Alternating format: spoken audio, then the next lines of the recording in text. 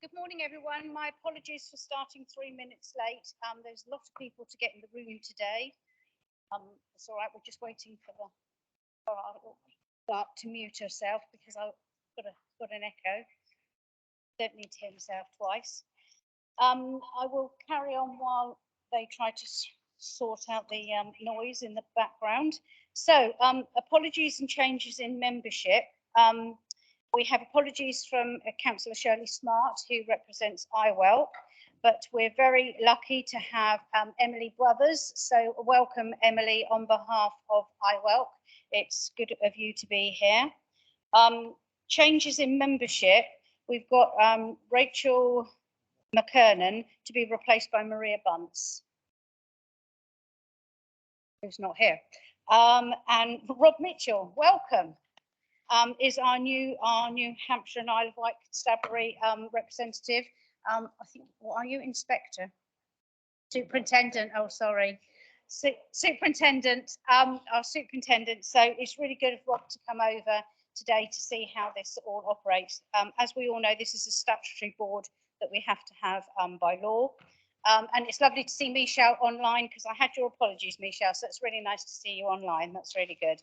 And I have Simon as my sidekick today in replacement of you. Okay, so I can't replace Michelle. No. So next is the minutes of the previous meeting. For those of you who were there, is there anyone that can propose they were a true record, please? Wendy and Simon, thank you very much. I'll just sign those.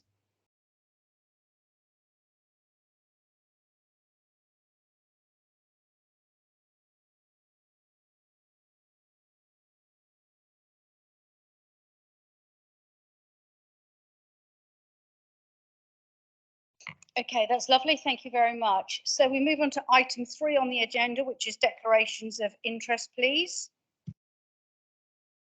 Are there any? No, nil pot. Okay, thank you very much. So we move on to item number 4 on the agenda, which is the chairman's announcements. So just briefly, thank you all very much for coming here. Please do help yourself to teas and coffees and some biscuits to keep your sustenance. Welcome to our media that are here today. So the Mental Wellbeing Plan, the Multi-Agency Mental Health and Suicide Prevention Partnership have signed off the Isle of Wight's Mental Health Wellbeing Plan, which sets out how we can improve our own and others' mental wellbeing across the island over the next 5 years. Terribly important. This plan focuses on the actions required to support people before they require services or reach crisis point. It identifies priorities to drive forward significant improvements in islanders' mental well-being and prevent death by suicide through a commitment to build community resilience, reduce stigma and discrimination, and work in partnership to prevent and support people impacted by suicide. Terribly important. Yes. Just to say, and working with Darren and colleagues on the services, this is really about that wider kind of community focus on the public mental health, which we've not really had before. So I'm grateful just to make that a really clear distinction. And we will be the Substance Misuse Partnership Board. In December 21, the government launched its 10-year drug strategy, From Harm to Hope. That was what it was called, with a clear vision to reduce drug and alcohol related harm. Public Health are working with our partners to implement this strategy and reduce harm for local residents on the island through developing a local delivery plan, supported by a substance misuse needs assessment and overseen by the Multi-Agency Island Strategic Drug and Alcohol Partnership. That's a mouthful. This partnership is chaired by Simon Bryant, who is also the Senior Responsible Officer for this implementation. So we can hold you to account, Simon. Anything you can indeed. No, working very closely with police colleagues, because something about the kind of criminality, and again a number of partners in that space. It's working well, and you know, we're very clear on the outcomes we want to measure. Okay, so those were the chairman's announcements. Item 5 on the agenda is public question time. We've not received any public questions and there are no members of the public, so we will move on from that one. So we are now moving, we're bringing forward a change to the agenda. Emily, I hope you're okay with this. So item 8A is being brought forward to the item of 6 because Chris Ashman needs to leave. So we're going to bring forward item 8A, which is about the health inequalities and housing. Thanks very much, Chair. So just for introduction, we have 3 priorities on our health and wellbeing strategy, and one of them is about tackling health inequalities, and my colleague Joe Jeffries will talk through that paper. I think what we know is, we've started to measure our inequalities. Our JSNA is really strengthened, and this paper is part of that, and I would hope that we can carry on thinking about how we use our joint student needs assessment to understand the needs of our island population and make differences so that we can improve the health and care. And I'm really pleased that Chris and Colin are able to make this item, because actually it's not just about people, it's about the places and where we live. So it's really kind of trying to bring all of that together in that space. So I'll hand it to Joe to talk through the presentation. Thank you, Simon. Morning, everybody. So you've got the paper in your packs. I guess just to kind of walk you through the structure of that paper, we set out to really describe what we think we mean by health inequalities, the unwarranted differences in health outcomes between different groups. And I think a lot of the time when we think about health inequalities, quite rightly, we think about deprivation as being a driver of those inequalities. And that is absolutely key and a really important driver. I think it's also important for us to think about other factors which contribute to some of those inequalities between different groups. So we know that there can be differences in health outcomes between different genders, between men and women, between different age groups, oftentimes between people with physical and learning disabilities in comparison to the general population. And we also need to think about differences in ethnicity and differences in groups, the places in which they live. And that's the kind of a bit more of a theme of the paper that you will notice. I think around this table, we all understand that those differences in health outcomes that people experience through their lives are largely driven not by the care and services that they receive, but they're driven by the circumstances in which people live and work, circumstances in which they grow up. So things like our housing, education, the quality of life that people have, the assets that are around them, and that can be the built environment, the natural environment, which we're really blessed with a brilliant natural environment on the island, and also those social networks, and that sense of community, which again I think across the island is really strong. So set out to describe that, and then draw on the joint strategic needs assessment Simon has said, to really focus down on 4 different localities across the island where it's apparent from the data and from the work that's going on that a number of different factors are layered on top of each other with the result that oftentimes we're living in some of those areas are experiencing worse health outcomes than other people on the island, but also worse health outcomes when we do that benchmarking locally across our broader area and nationally in some cases.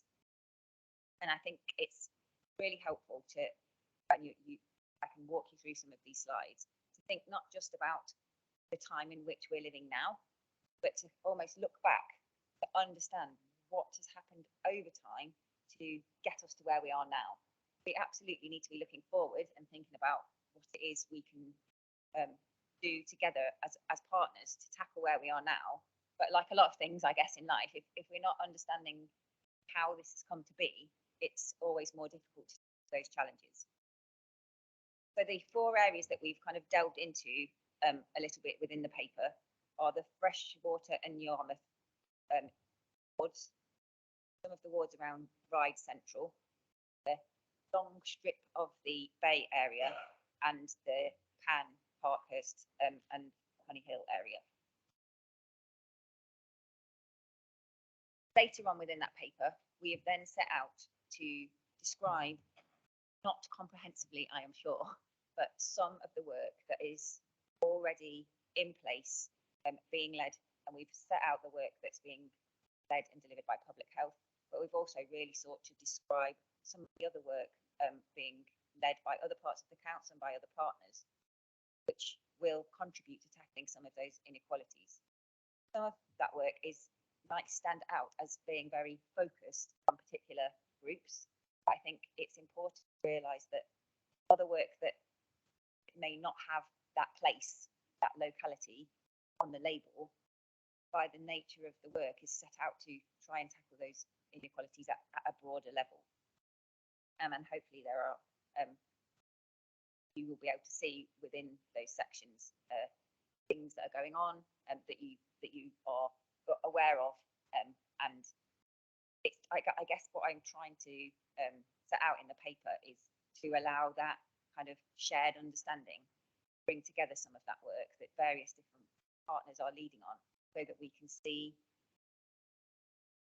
to see a fuller picture of what's going on. And I know that there will be many things that are happening almost at that very hyper-local level that are happening within communities that they're very much community driven. We may not all know about. So I'm not kind of setting out this stall as, yes, this is absolutely everything that's happening. I know that it's not, and we know that it's very fluid, that things change, and I think that's another great thing about the community of the island, that we know that people gather round, they respond when the chips are down. People really do want to support each other. We saw it during the pandemic. We're really seeing it at the moment in terms of the responses to the increased living that we're all living through. The communities are coming together. They are, seeing what's going on in their local area and stepping up. Hopefully this just gives us a bit of a platform to have that vision of what might be possible in sight of what's already going on. So, like everyone, in people's personal finance and resource, things are tight. We know that they are across the public sector, and we should be working together to use those resources effectively as possible. So I'm hoping that this helped to kind of set that scene and enable us to have some of these conversations in a way that is more informed and enables people to a bit of a more of an understanding of perhaps how we might have got to where we are.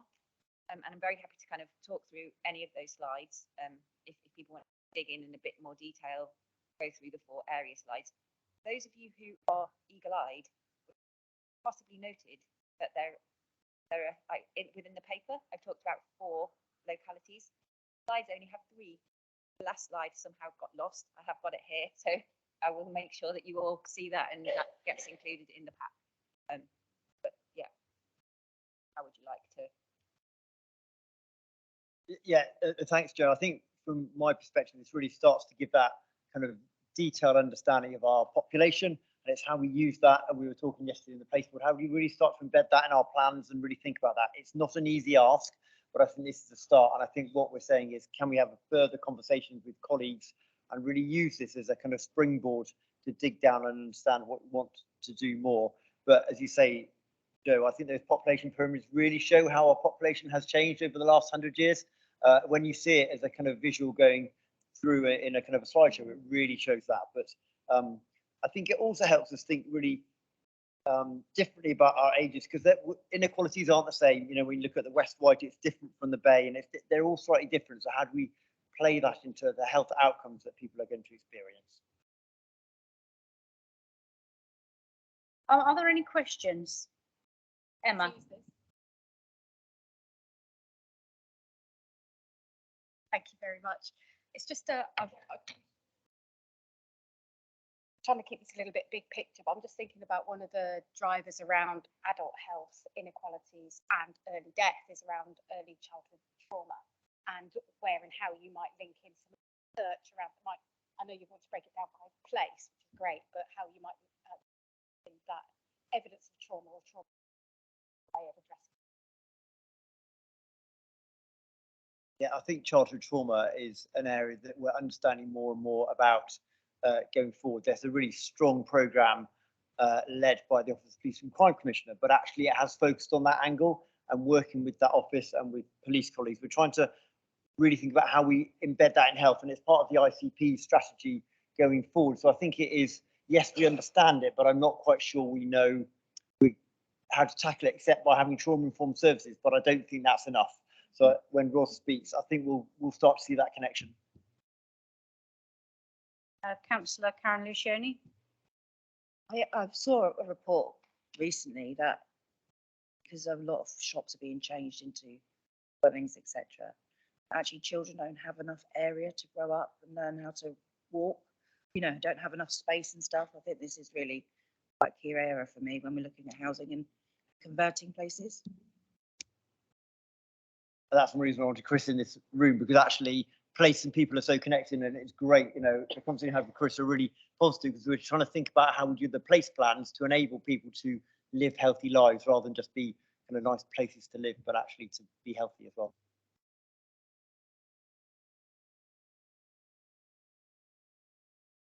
Thanks, Leader. Just wanted to reinforce Simon's point really about opportunities for collaboration and action.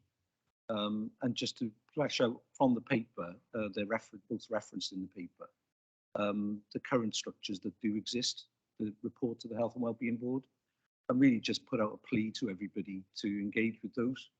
One which you'll recall as board is the recovery programme from COVID. So the recovery cell has been meeting to actually take forward those 3 key actions and reporting back to this board. It's not on today's agenda, but obviously will do in future meetings. But its focus has rightly and understandably changed to the cost of living challenges. And what we've seen in recent months is the success of community response and working has been maintained to respond to the cost of living piece. So the terms of reference for that COVID recovery cell is broadened into that broader anti-poverty piece, which was one of the key areas of impact of COVID that we discussed as a board previously. So I'm sorry to report that we don't really get the engagement from other public sector partners in the cell anymore. Whilst that's understandable that they have their own challenges in terms of recovery, particularly in the health sector, to actually initiate their own targets to achieve. We don't actually have that collective engagement, and I'd hope we'd want to do that. The second area then, Leader, is around regeneration itself. People always, and I've said this many times, think of regeneration as a physical space. And in the context of the report you've got this morning is quite clearly more than that. So in that regard, the place planning approach, which we've been progressing over the last few years, which is now about to move into the Bay Area, is seen as a major instrument for understanding that local intelligence, providing a platform around which local collaboration with services can take place. And there are key actions then in a shared action plan with town and parish councils to actually deliver improvement. So really it's just a plea from me, Leader, to the board that the system, if we want to call it that as a whole, engages with both of these opportunities and continues to do so. Fully understand why the idea to move on beyond COVID is there, but it's still with us, and the effects and the impacts of that are still being felt. So I really appreciate the support of the leaders on the board in engaging with those 2 opportunities going forward. Thank you. Okay, I've got a number of people, so I'm going to bring the Chief Exec in first, and then I'm going to bring in Emily, and then Darren. Thank you. Thank you, Chair. And I think Chris has hit on a couple of issues that I was going to touch on anyway. So I talk a lot about the council being one council. We work collaboratively together to deliver council services. We're not a set of individual directorates. And I get the feeling that as a board, we need to think of ourselves as part of that sort of approach as well. And we are one island in terms of how we think about we deliver services in the future.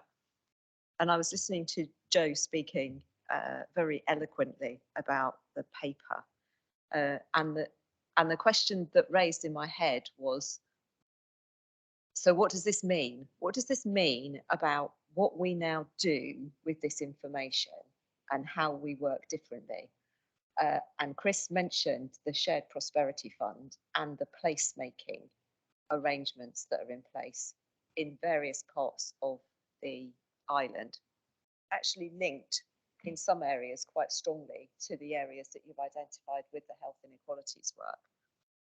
Now we know that's happening, and we sit around this table as leaders, and we have the duty to ensure that our bodies are represented in those placemaking arrangements. Because if we're truly committed to doing something different, changing the outcomes on the Isle of Wight, it's within our gift to do that, but we have to allow our staff time to feel that they can attend those meetings, that they're important, as well as operational stuff that we will do day to day, and actively work together in that way moving forward. And I know we'll say that we do a lot of work together anyway, but I think now's the time to kind of step it up. We can't afford to have programs which don't dovetail. We've got to make the best value of every pound and every hour of resource that we pull together. So I think Chris has kind of outlined the focus that. Thank you. Can I bring in Emily next, please, and then Darren? Thank you. You can remain seated, Emily. We don't need to stand.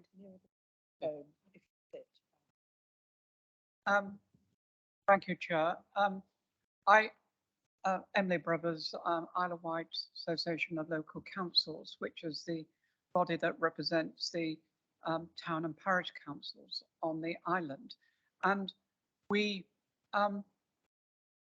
would agree that it's important to work in partnership and that public funding is important. And in terms of health inequalities in this paper, it's clear that with the profile of the island, that the community and voluntary sector and indeed town and parish councils play an important part in that working together on one island. However, one thing that we are grappling with at the moment is we've been asked to spread funding that's been utilised elsewhere from Isle of Wight Council to support the voluntary and community sector. Now, I understand the pressures in terms of budgets, etc. However, just pushing money pressures from one part of the public sector to another is a bit similar to kind of seeking to force down wages and therefore a low economy. So I just want to say that we need to look in a more medium to long term. I know there are current pressures, but it doesn't necessarily address, for example, how more social subscribing will happen through the community or grassroots councils in the way we would hope, because it would need funding behind it. And if those pressures are simply being pushed from the NHS and the county council to look to town and parish councils, then basically we will get to a point where there is no more give at all. And I think related to that in terms of the health inequalities is this is all useful data. For example, Freshwater in Yarmouth showing older population, the housing stock being poor and in terms of insulation, and therefore that lends itself to programs about tackling warmer home initiatives, for example. And so that joined up working is important. But I think we also need to understand the longer term implications in terms of foresight or forecasting longer term data and what we need to provide in terms of both infrastructure and service delivery. So in the last couple of weeks, for example, we've seen the ONS publish new data from the 2021 census about LGBT people. Now we know there are 1.5 million people in the country who identify across that spectrum. But we also know there are health inequalities.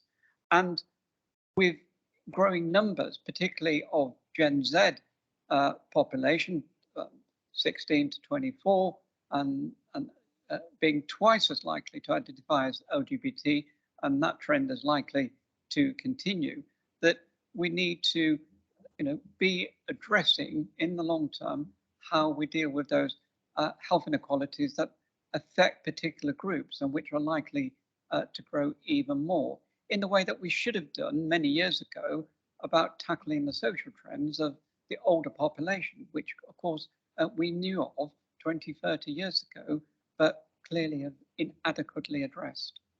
Thank you. Thank you. Some good thoughts and comments there, I have to say. Yes, it wasn't like we weren't expecting the 1958, 1960 boom, and how it was, it was all there for people to see. Darren. Thanks.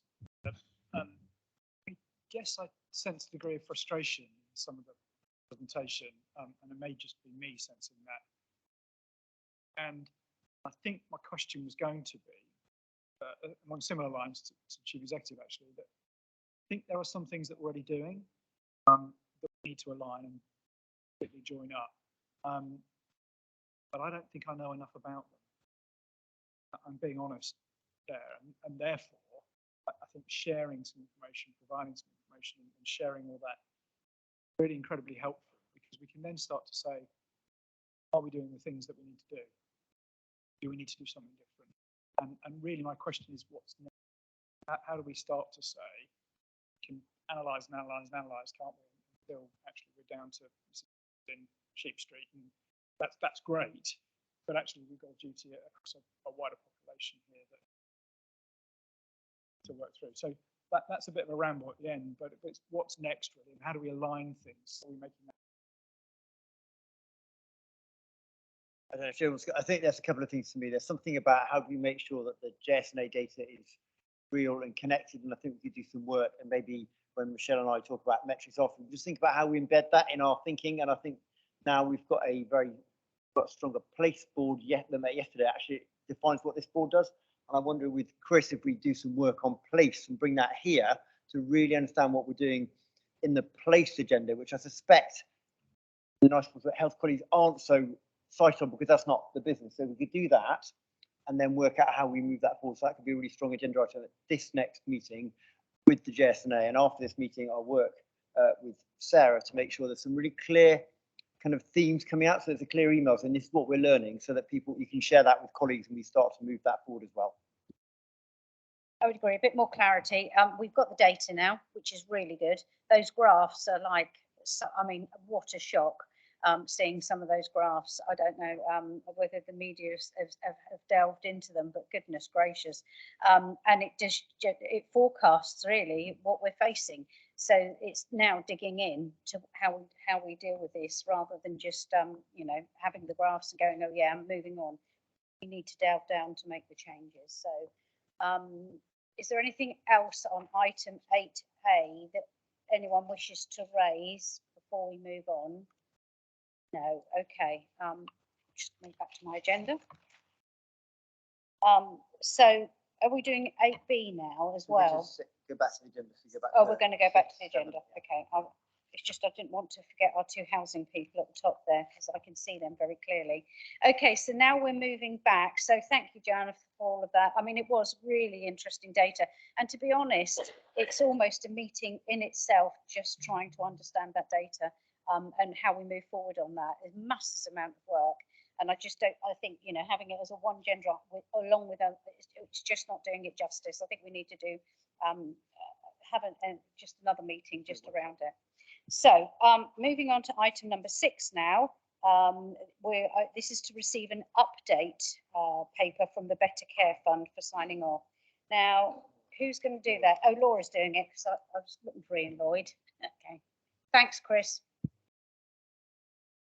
Thank you, Chair. And unfortunately, I'm not Ian Lloyd. You've got me today, so I hope I can stand in and deputise for him on this occasion. The paper before the Health and Wellbeing Board sets out the Better Care Fund arrangements relating to the discharge funding made available by DHSC in November of last year. Our plan for patients funding, as it was called, allocated £500 million to local authorities and to ICBs to support faster, better quality discharge for local people.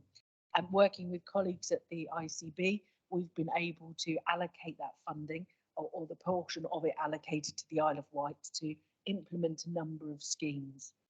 The Better Care Fund was the designated place where this money needed to be lodged, and the Health and Wellbeing Board retains oversight for approval of the plans under the Better Care Fund, and it's for that reason that this paper is before you today. As is always the case with this type of arrangement, when we receive fast temporary money from central government, we need to act quickly to enable us to actually spend it rather than have to return it. And for that reason, the Health and Wellbeing Board was asked to delegate authority to implement the changes that were needed to be changed to the Better Care Fund, but also in terms of allocation of monies to the ICB, and to me in my role as Statutory Officer and Director for Adult Social Services. The paper sets out for you what has been done, and the recommendations are around ratification of those plans. It's right and proper that the Health and Wellbeing Board are cited on the proposals in full, together with the risk assessment and the mitigations in relation to those.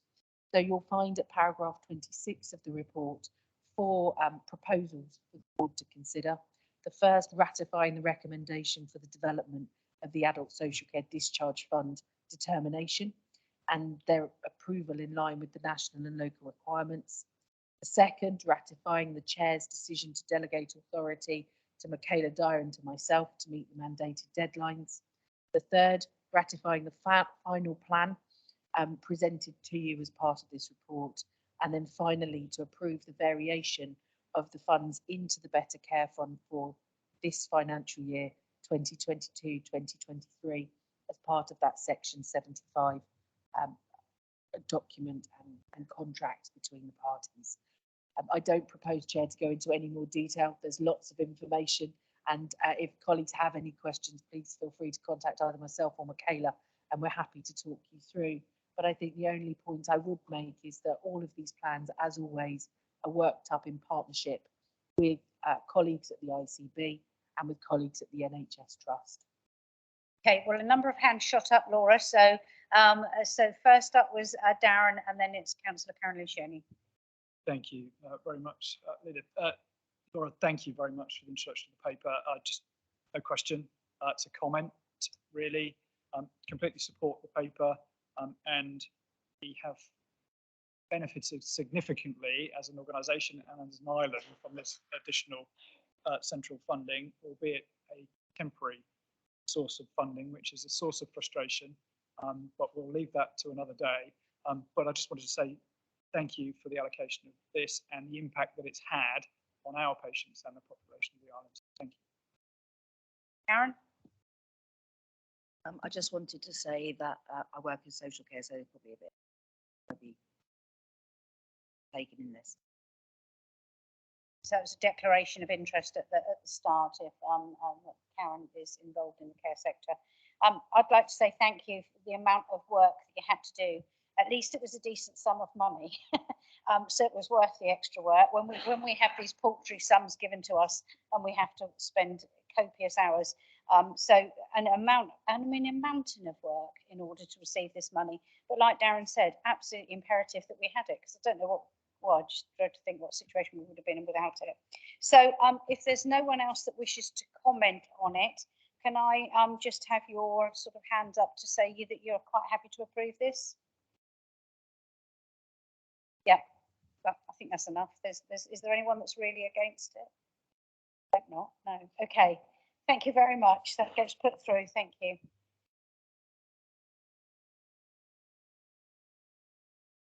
Okay, so the next is item number 7, which is the integrated care plan. So we just need to endorse that. Who's bringing that forward? Ross.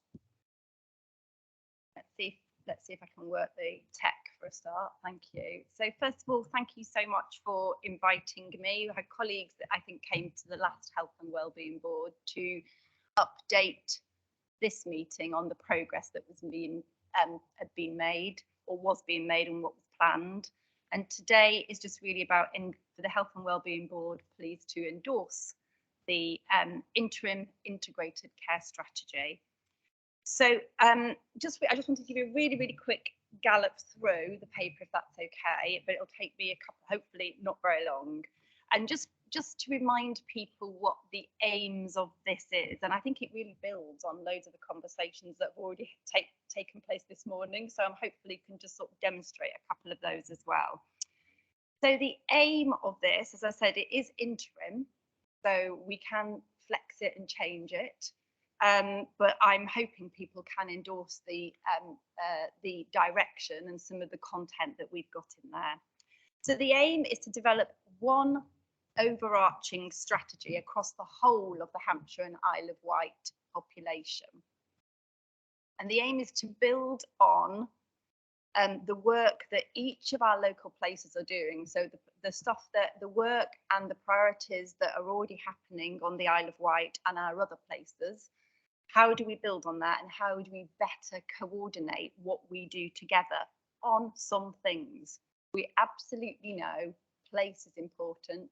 The stuff that the work that's happening on the island is really important, and there are things that we can do together. So there is some power of scale, and I can just give you some examples of what I specifically mean from that, just from the conversations this morning. And we've got to take into context some of the context that you've already spoken about today around the COVID recovery, the demand on all our services, and some of the public sector finances that we're also experiencing. The aim of the strategy is to focus particularly on the wider factors that impact all our lives and our health.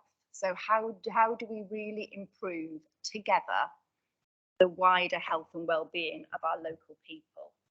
And the difference this makes is it involves our wider partners. We've been talking about the One Island approach and about some of the council services coming together and the council services with NHS. How do we work differently together or better together? But there's also an opportunity of working with our wider partners, both across the Hampshire and Isle of Wight population and locally. So this has been co-produced between local authorities, the NHS, fire, police, voluntary sector, Health Watch. And so it's really what are important to those organisations, and our local people, most importantly. So how do we really focus on the things that can make a difference together?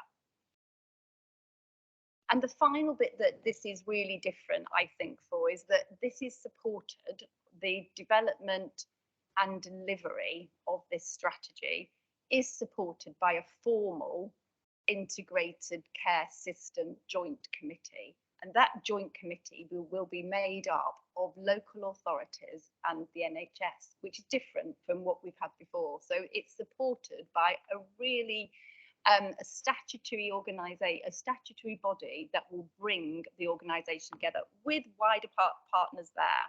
So that's what it's trying to do. How do we improve the health and well-being of our local population, supporting our local places? So the process that we've used collectively, and as I said, it has been co-produced, is it's built up from our joint strategic needs assessments that you've just heard of. It's built up from the work of our local health and wellbeing boards. We've had lots of engagement with partners, we've tested it, and we've co-produced it in writing it as well. So it's not one organisation that's written this, it's definitely been co-produced. The aim was to come up with as a few hard-hitting priorities that we could do together, and what's the power of scale got in terms of supporting place? So what could we potentially look at together? And there are 5 priorities in the strategy that you've got in front of you, and we have tried to do a plan on a page, which I think is page 31 of your packs.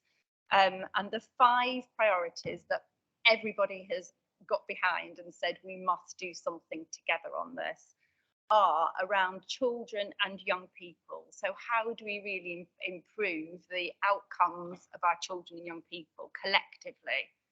How do we look at mental well-being together? Are there some things around mental well-being? What do we need to do about really improving our health, ensuring people live longer in better health, so that good health and really proactive care? And then, of course, workforce and our people are vital. How do we have the right people in the right place with the right skills doing the right things across our whole public sector? And finally, have we got the right digital solutions? Are we sharing our information with each other as efficiently and effectively as possible? So those are the 5 priorities.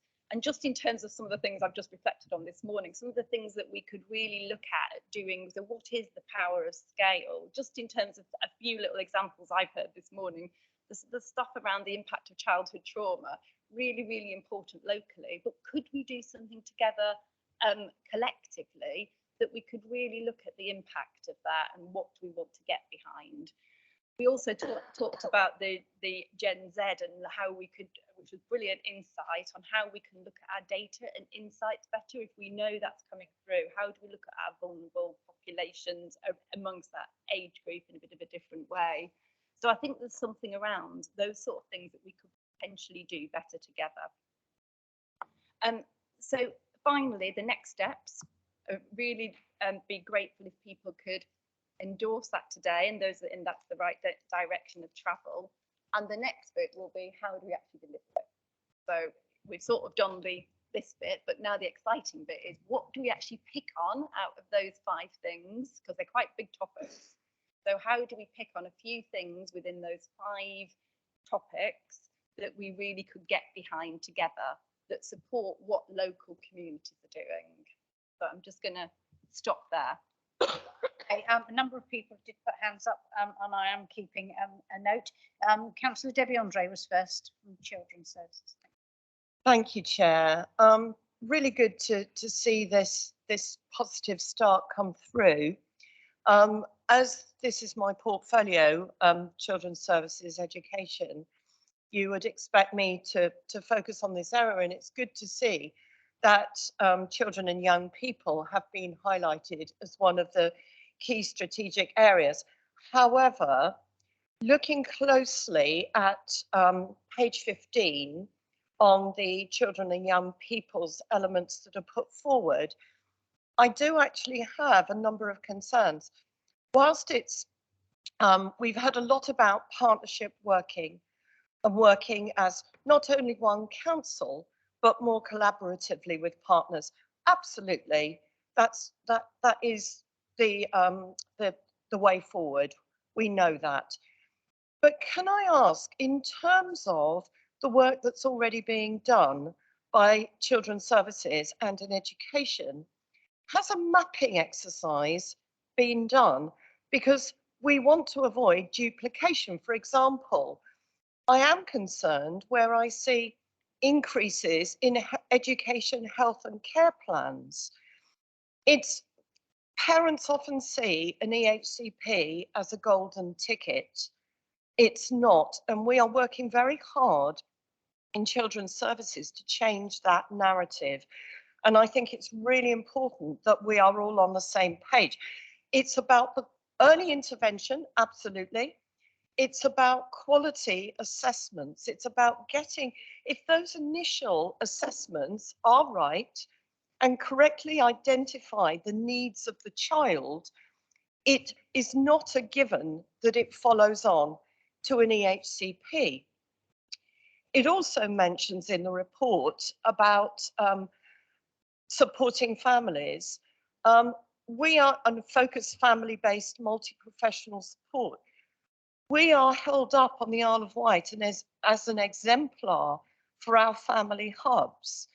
So I just want to make sure, what I would like to offer is perhaps that we actually meet with my directors, with yourselves, if this mapping exercise hasn't been done, just to make sure that we are aligned and that we are fully aware of the work that is already going on that can actually feed into this plan rather than duplicating it. And that offer is made to you. Thank you. Well, we're very lucky to have you, Councillor Andre, who knows your brief inside out and back to front. And absolutely, you're 100% on. I mean, absolutely, absolutely right on.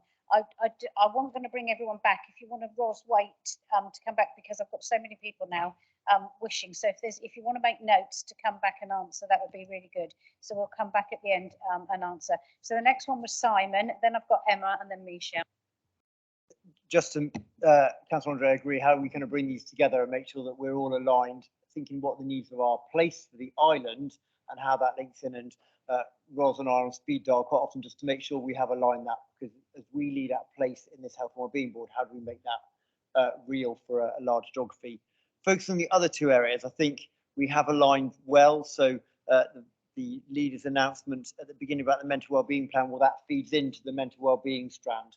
And I have the other joy of leading the Prevention and Inequalities Board for the ICS, so that's taking the other one. So I think for me, there's perhaps some learning there from what we've managed to do in the other areas to link to children's and see if we can pull that through. But as a place, we need to work with this and make sure we focus on the priorities for the Isle of Wight that are in here, which are, as Ross said, at that higher level, but we are the place leaders on the island. Thank you. Emma, you're next. This is Emma from the voluntary sector. Thank you very much. I just also wanted to pick up on. Yeah, I just want to pick up on the points that Debbie made as well, because the gap for me in children and young people was also the kind of the community, voluntary and private providers of early years care and education, who are some of the people who have eyes on and direct help for some of these children. But Debbie's made that point about the wider early help system that really does need to be integrated into this. And then the problems around EHCP and accessing funding and all of that stuff so that you can do the help. I'm not going into that now. The point I wanted to raise was in conversations I've been having with commissioners elsewhere in the Isle of Wight around trauma-informed working, there is a concordat signed across the local authorities which commits the entire system to trauma-informed working. And I just wanted to make sure everybody in this room was aware of that. And then that might feed into that big thinking around how do you get those systems aligned into that particular priority, but actually all of the priorities. Thank you. And Michelle, sorry, your little hand was so little in the corner that I could barely see it. So apologies for that. So can I bring in Dr. Michelle Legg? Thank you. Thank you so much, Chair. Firstly, please accept my apologies for not being there in public today, that the clutch of my car has gone. It went yesterday and it is absolutely awful. I have everyone needs their cars, don't they? So I'm trying best to hire one and I can't get one to the weekend. So apologies for not being there in person. I just wanted to make a few points. I wanted to maybe bring to life a bit the energy in this ICP partnership strategy working that I've actually participated in a couple of times, and the co-production and energy in the room was absolutely palpable. It was very exciting. Everybody felt very much supported and was able to challenge each other, but there was a real energy. Simon was there as well, and it was really wonderful to see. I just wanted also to support the fact that we are definitely aligned, and I think there's a lot of people on place on the island working across the system to make sure there is no duplication. And for me, the third point I wanted to make personally, that children's health has been made a priority, because often we don't give it enough focus as I think we could do. I think they are our future. So I think making that a priority has been really important. So I just wanted to say that. Thank you, Chair. Okay, can I bring in Darren next, please? Thank you, Leader. Sorry, just distracted there for a second. Thank you, Ros, for introducing the paper. I think probably worth reflecting that I think the Health and Wellbeing Board saw a draft of it last time, so any comments coming from that I think have been reflected in this draft, which is incredibly helpful. I think it's really powerful to have a strategy across Hampshire and Isle of Wight. I think although it's an interim, it is a 5-year. I think the trick for us as ever though is to get the benefits of scale and get the benefits of a wider system approach at a local place. And how do we pull that off is going to be the task that we face, I think, as we go forward. So all of these comments and questions are about what do we do here then? Because actually the bit of scale is a massive benefit. We should take advantage of that, but how do we make it a local response. And I think page 22, 23 starts to talk about the things that we've got in our health and wellbeing strategy and how many of them are common across the whole of Hampshire and Isle of Wight, which shouldn't be a surprise, should it? But actually, it's really powerful that there isn't a complete alignment. I think we're now talking about the level of detail as we go forward, which is the implementation that Rob was referring to as the next phase. So we should be pleased with this and completely support and endorse. Bring the chief exec and then Ros, if you want to. Oh, hang on, and then Laura, and then Ros for the final. Okay, chief exec. Thank you, Chair. I agree completely with what Darren was saying, and I was reflecting on the conversation that we had earlier about something coming back to this board about place and what place means. And of course, through the Hampshire and Isle of Wight ICB, we will have a place director. So I think that starts to tie it in nicely to how we translate that wider geographical strategy into something that's meaningful for us that we implement on the island. So perhaps as well as those conversations with Chris Ashman in terms of bringing something on place back to this board, we don't forget that there's also that place director role that we tie into this, because then it links directly to the Hampshire and Isle of Wight ICB strategy as well. Thank you. There it is complicated. There are two Lauras in the room. I'm LO and she's LA. So the other Laura, thank you. Firstly, Chair, I'd like to thank Ros for the work that's gone into this strategy. It's very comprehensive, and normally I sit on the sidelines whinging, for want of a better word, about the lack of reference to adult social care and the lack of importance placed on adult social care. This strategy for me actually places adult social care probably more centrally than any other strategy I've seen before, either across the ICB or that we've developed ourselves. And whilst it's not specifically referenced, adult social care permeates every single page. I think for local people, that's really important, especially when we're talking about prevention, we're talking about early intervention, and we're talking about the way in which health and social care services are integrated. So from an adult social care point of view, it's a strategy I feel that we can fully get behind. It enables us to ensure we're working collaboratively with our partners on island and off island. And I echo the comments in terms of place and the importance for our local communities. With my other hat on as chair of our workforce board locally, I think the document's really helpful. It ensures a joined up approach and the economies of scale that Darren was referencing, linking in and tapping into that wider resource around workforce and work planning will be really helpful to us locally. So my reflections, for what they're worth, is this is a really positive piece of work for the Isle of Wight, as well as for the Hampshire and Isle of Wight partnership moving forward. Yeah, I would agree with that. I like the fact that it's got the themes, the 5 things, that very easy to go through, very easy to understand. The next big hurdle is how we put that into practice so that the people on the ground actually feel the difference. It's all right, I've sat in this room talking about it like I have been for the past 87 weeks, but actually it's about the difference it makes to the people on the streets as far as I'm concerned. So, Ros, your final summing up. You've probably brilliantly summed it up, actually, that I think, you know, how do we pull this off is the key thing for me. We've got the 5 priorities, but they could be quite big. So it's how do we make it really quite, what are we going to do together to make a difference, to improve outcomes for local people? That's what it's got to be about. So pulling it off requires your help, because it's definitely the massive team sport on this across the Hampshire and Isle of Wight and locally. So how do we pull it off together? I think, as Michelle said, we've got the energy from a whole load of partners that we haven't, you know, engaged with and co-produce as much as we have done before. So how can we use that energy and commitment and the priorities and pull it off together? Thank you. So that's the next stage. Dun, dun, dun. Wait with bated breath. Is there any more comments before we, I think the word was endorse this paper? No? Okay. Are you happy to endorse the paper, everybody? Yes, I can see good nods of heads. Thank you very much. Thank you.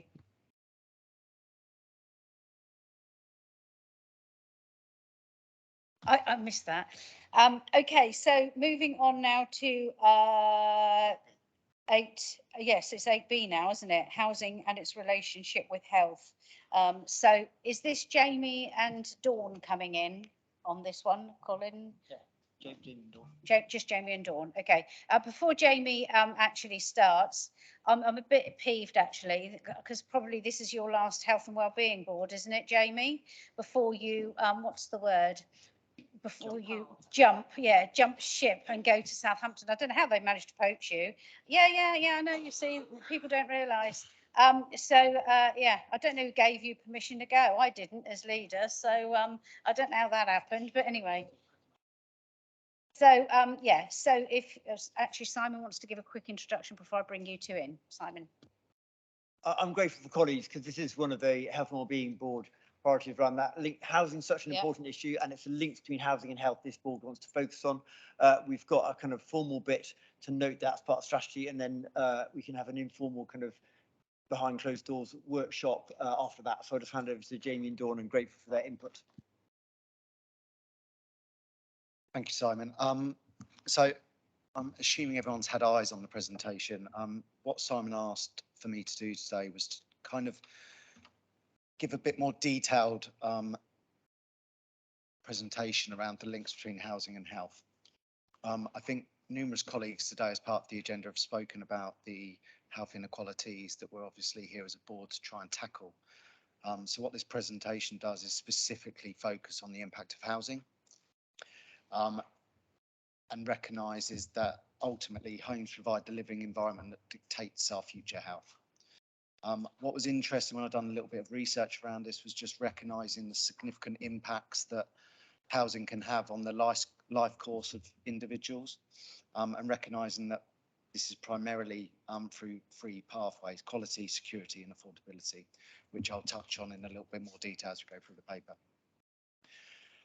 Underlying, I suppose, the elephant in the room, really, underlying all of these is ultimately related to the lack of available, affordable and high quality housing. That's not just an issue on the island, that's an issue that is faced nationally, and that's not something that as a board we're going to be able to tackle in any great detail. But as you go through the paper today, I think we'll see and recognise what we do well as individual organisations in the system, but also I think the workshop later is then looking at where are the gaps, what can we do better individually as organisations, but what can we do better as a system in order to provide the best possible services to those that we serve in our communities with the resources that we're all trying to make stretch across a vast array of priorities. I won't go into too much granular detail in terms of the slides because I appreciate they're quite detailed, quite in depth. There's some links to legislation and research that I've undertaken. But I think what is important is to just touch on the sort of main points that I brought up earlier in terms of security, affordability and quality. Homelessness on the island and nationally continues to increase. I don't think that'll be a shock to anyone around the room today.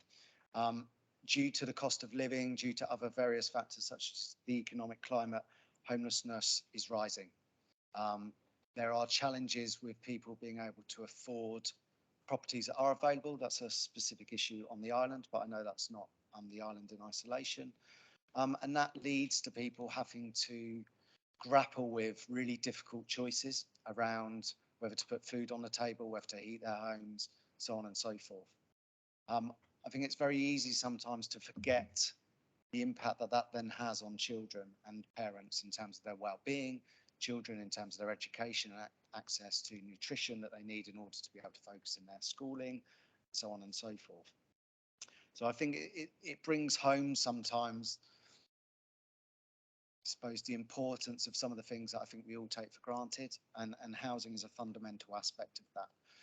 I sat in a regional board the other day with fire service colleagues where they were articulating and setting out how people have now taken to living in a single room, how people are finding new ways of heating that are really, really dangerous.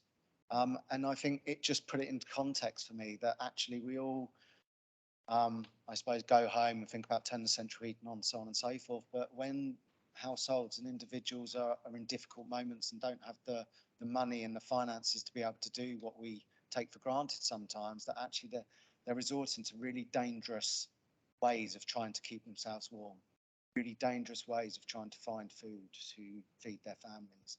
And that's really devastating when you hear those stories, but that really brought it home to me in terms of the current challenges that some of the people that we're working with are experiencing. To look at this on a wider system perspective, I wanted to sort of link housing to health. I think too often housing is seen as an issue in isolation. It's seen as an issue that the local authority primarily need to grapple with. Ultimately, what is shown through various research and legislation is that health have a significant part to play in helping all of us and those that we serve live the lives that they deserve to lead. Investment in supported housing for individuals ultimately saves, in fact, doubles your saving to the public purse.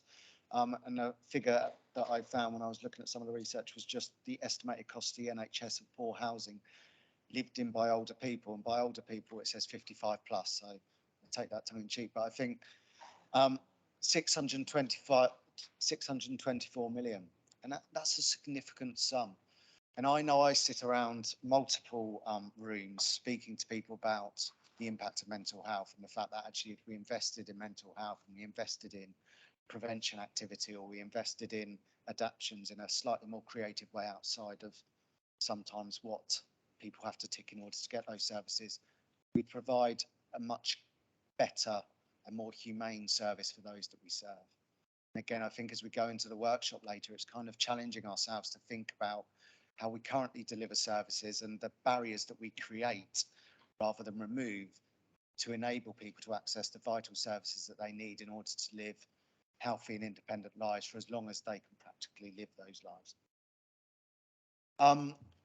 In terms of quality, I know there's lots of amazing work going on. Amanda will probably be able to speak to that more adequately than myself, but we do some really good stuff. The fire service, criminal justice services, community safety, so on and so forth.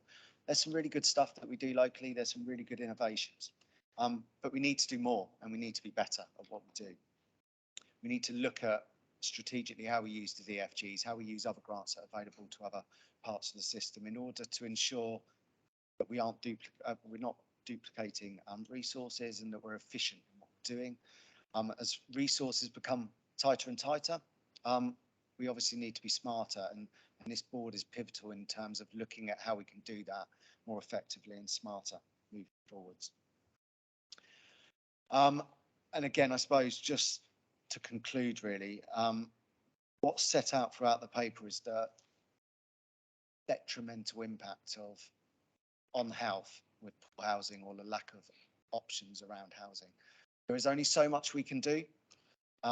We need to recognise that to develop the housing market that we'd like to be able to deliver to those we serve is going to take years. It's not something that we're going to achieve overnight.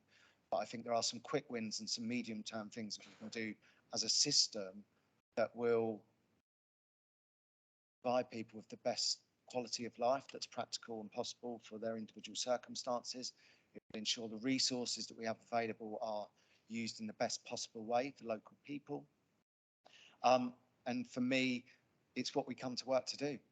We come to make a difference. We come to provide the best possible services. And actually, we're only going to achieve that by working together. We're never going to achieve that by working in isolation or as individual organisations. And for now, that is all I've got to say, but happy to take any questions. Thank you. If there's no immediate questions, we will now go have a short break and then go into a session to discuss more fully some of the housing issues, if that's okay. Yeah, an informal discussion. Yes. Okay.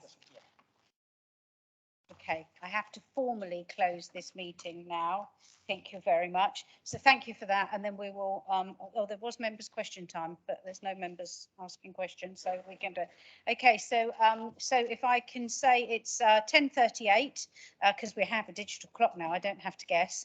So if we could just have a short pause for, I would say 10 minutes, and then come back in so that we can have an informal session. Go and get yourself, go go and have a comfort break and get a nice warm drink because it is very chilly in here. And thank you all very much for your attendance today.